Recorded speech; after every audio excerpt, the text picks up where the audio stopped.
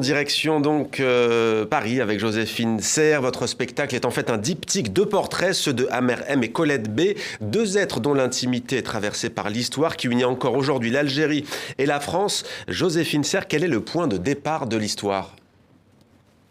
Le point de départ est un hasard immense.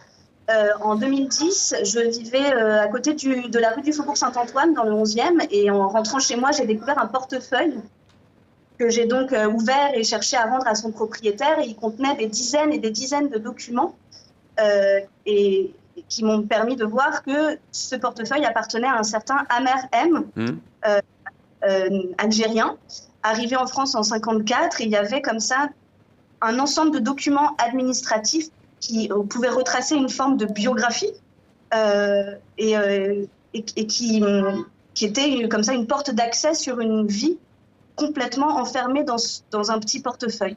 Et donc, il avait une carte de résident algérien. Il était né en Kabylie, il était arrivé en France en 1954, il touchait une retraite du BTP.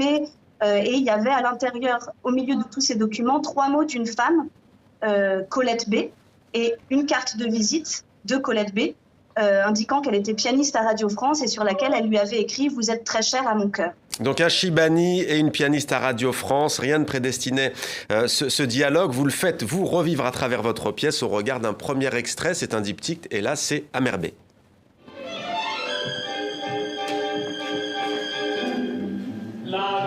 Le tube de l'été 54, c'est ça qui passe en boucle sur les ondes de France. C'est magnifique. La voix riante de Luis Mariano, les petits sons de baiser, l'accent espagnol, et l'air roulé. Donner son cœur avec un bouquet de fleurs, oh là là là, mais c'est magnifique. Voilà Joséphine, moi je les fusionne en fait vos deux personnages, donc je me trompe souvent, donc c'est bien Amer M et Colette B. Puisqu'on parle de Colette B, avant de vous retrouver, on va regarder un deuxième extrait de votre spectacle. Le même jour, le 30 novembre, on apprend qu'il y a aussi eu des cours d'arabe. Peut-être, sûrement, oui, Colette devait parler l'arabe. Après la messe donnée pour elle, à 18h30, une fête costumée eut lieu pour les enfants à l'occasion, dit-on, de la Sainte Barbara. La messe terminée, les portes se sont ouvertes, les quelques proches endeuillés en sont sortis. Et s'il est là, Amer M, Monsieur Amar, se fait un peu bousculer par des fauves d'1,20 m, torrent de fées, lions, chevaliers, reines des neiges, Batman et Buzz l'éclair.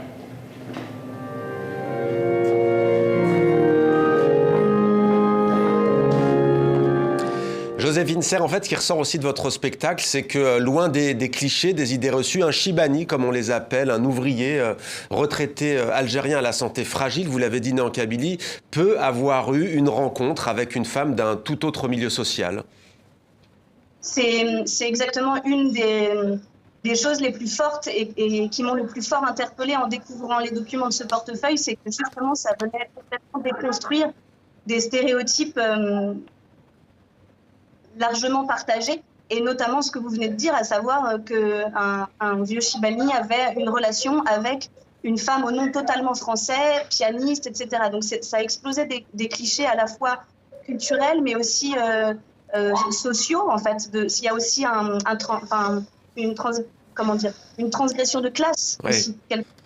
Et Joséphine Serre, je voulais juste savoir, moi, je le disais, comédienne bien connue du public français et pas seulement, au-delà de la France, quel était votre rapport à l'Algérie avant de découvrir cette histoire et de découvrir ce portefeuille ? Alors, aucun, mis à part le fait que je suis française. Et justement, ce qui a résonné très fort quand j'ai découvert ce portefeuille, c'est que, en fait, la première question qui s'est posée quand j'ai vu date d'entrée en France, année 1954, je me suis rendu compte que ce qui me venait en tête, c'est « Ah, mais c'est plus ou moins la période de la guerre d'Algérie ». Et ce plus ou moins m'a fait peur, en fait, à moi-même. Je me suis rendu compte que je ne savais même pas exactement quelles étaient les dates de la guerre d'Algérie. 62, on sait, mais le début de la guerre d'Algérie, je ne le connaissais pas et je suis pourtant quelqu'un d'a priori engagé. Enfin, l'histoire, c'est quelque chose qui fait partie de ma vie, donc ça n'aurait pas dû être à ce point étranger de ma connaissance. Et ensuite, tout le travail que j'ai fait en vue d'écrire Amer M m'a fait ouvrir la porte en fait sur la conquête de l'Algérie. Et alors ça, c'est quelque chose qui est totalement passé sous silence à l'école, au lycée, au collège, etc. C'est quelque chose dont on ne parle absolument pas. Et ça a été évidemment un énorme choc.